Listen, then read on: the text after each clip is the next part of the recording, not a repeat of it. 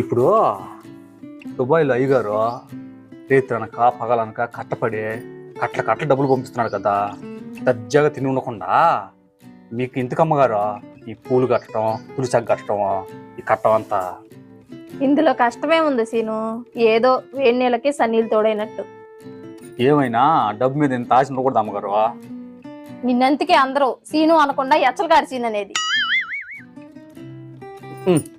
అందరికీ నా పేరుతోనే పని. అది సరేలే అమ్మగారు, నేను చేసిన గోంగూర పచ్చడి రుచి ఎలా ఉందో అసలు చెప్పనే లేదు మీరు. నీ మాట ఎచ్చలకారతనంగా ఉన్నా వంట మడుగు బాగా చేస్తున్నావు. ఏదోలేండి, అంత మీ అభిమానమా? ఇందులో అభిమానమే ఉంది. నువ్వు వంట బాగా చేస్తున్నావు, అది బాగుందని చెప్పాను అంతే. తమరు మాటలే కొద్దిగా తగ్గిస్తే బాగుంటది.